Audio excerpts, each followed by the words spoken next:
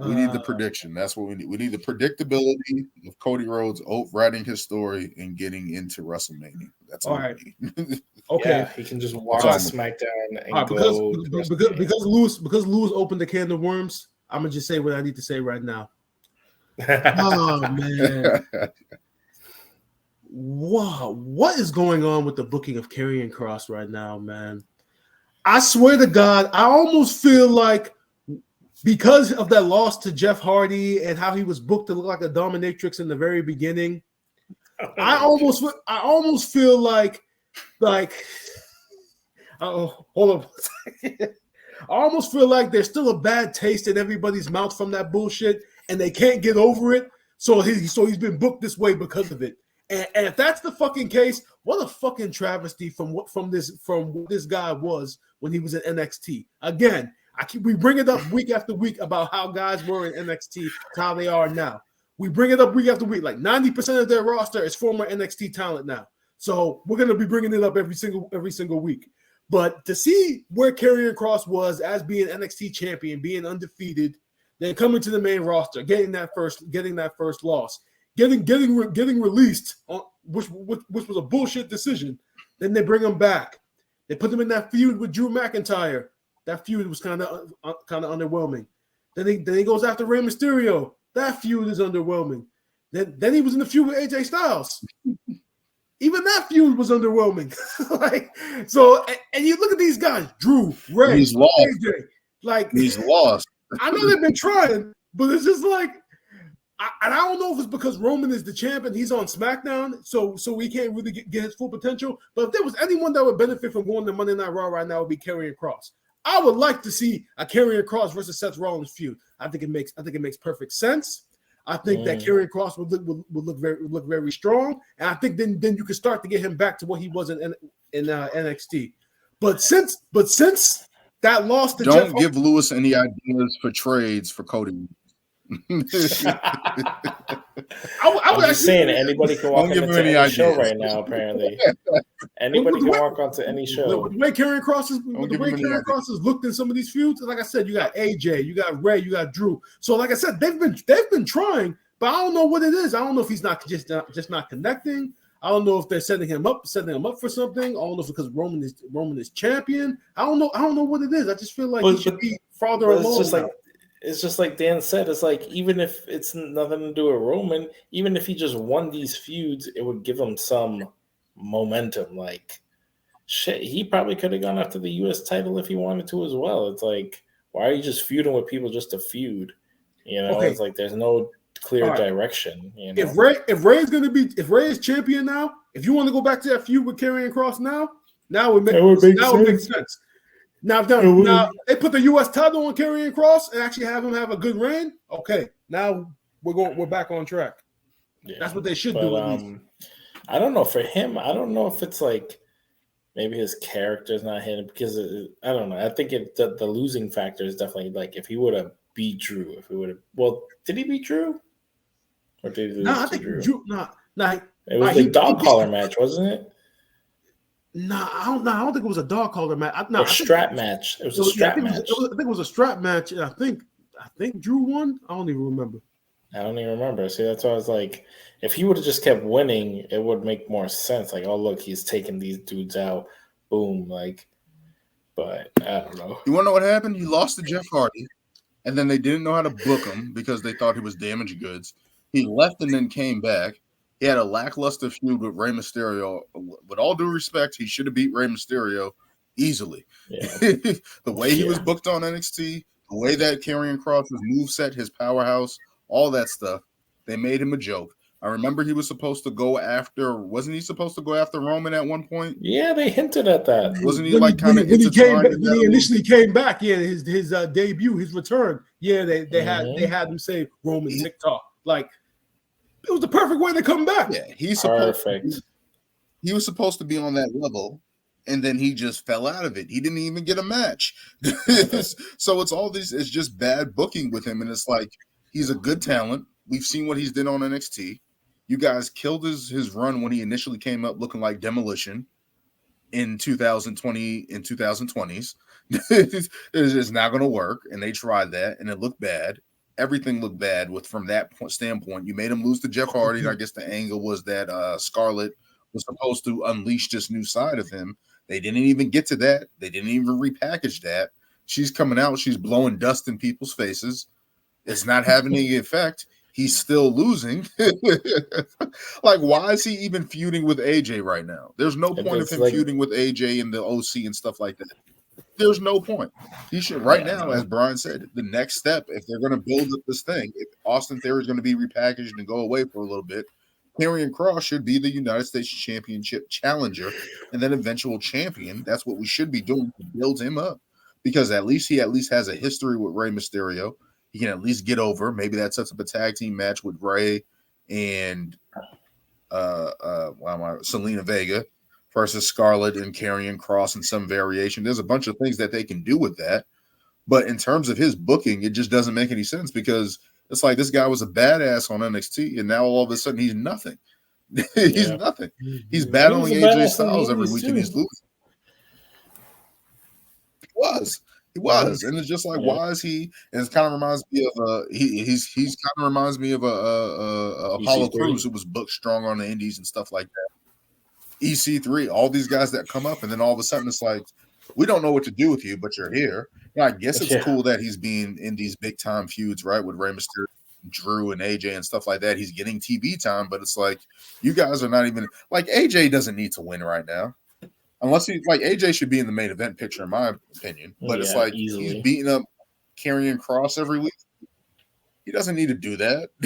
He doesn't need to do that. There's nothing like, and it's not, and again, it's not even like Karrion Kross is getting the upper hand.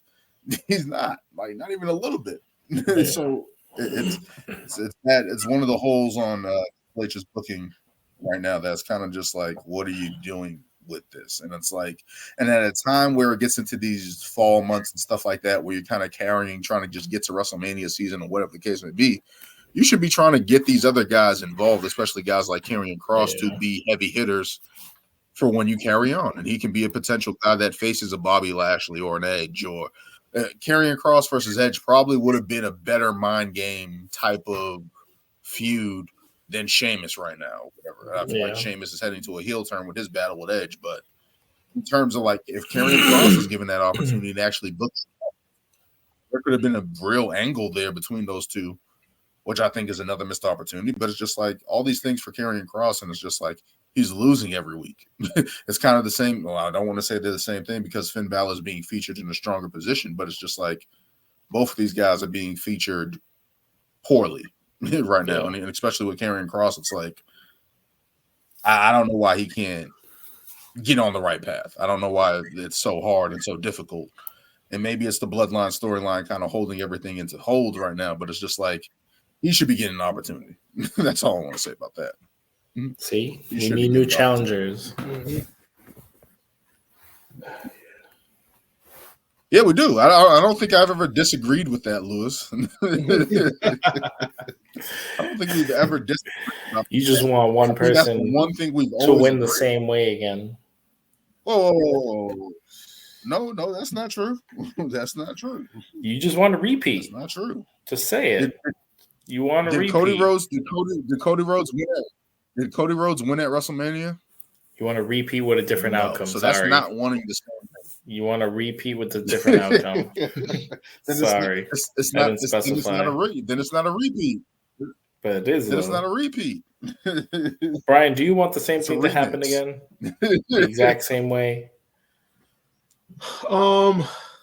It's not the exact. It is though. I'm kind of been on the fence either way about it. He goes to WrestleMania because I can't see a way for them to book the Royal Rumble to make it more special than when he won it last year, unless he comes out at number one. But you can't do that because Rhea already did it this year. They don't do it in back-to-back years.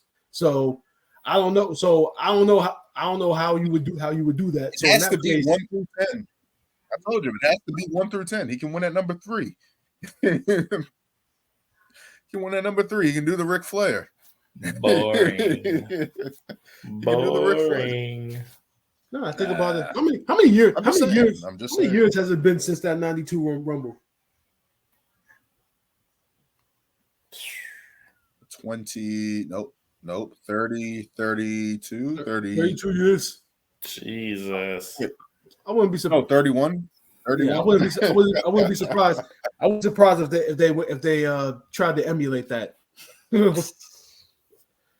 Having him come out number Just 3. saying. Number Just ring the 3, bell. WWE. Just ring the bell. There's your storyline. Just ring the bell. I'm just saying, as I said, you can have him go through the bloodline. Just have him go through the bloodline.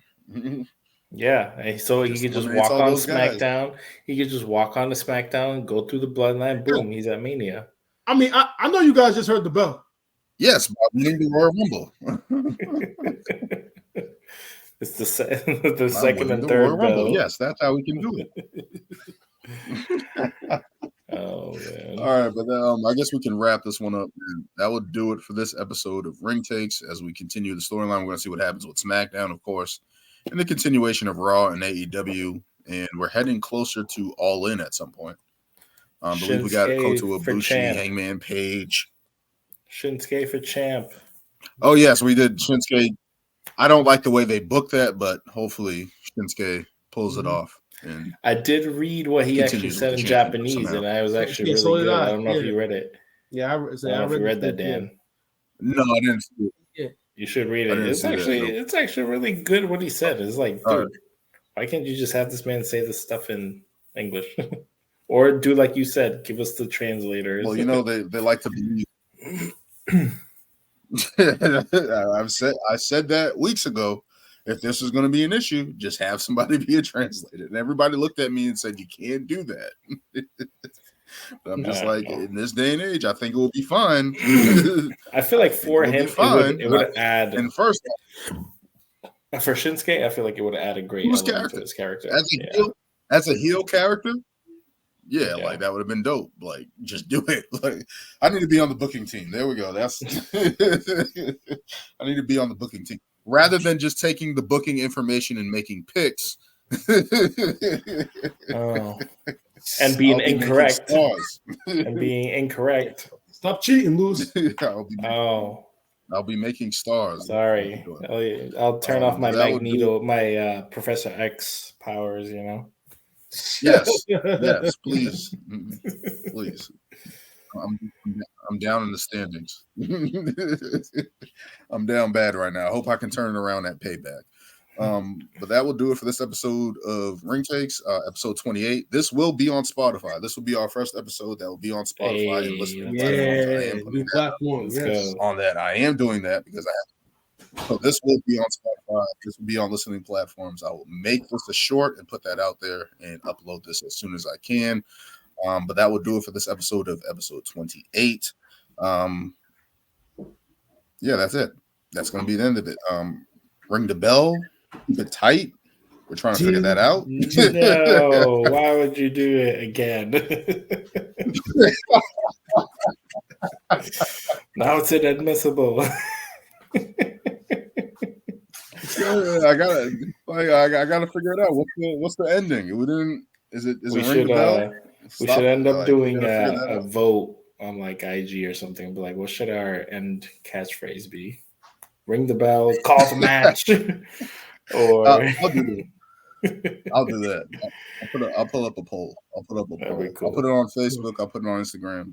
Yep. TikTok, whatever, however these platforms are. But we'll figure it out. But thank you guys for joining me as always. And until next time. All right. So ring the bell.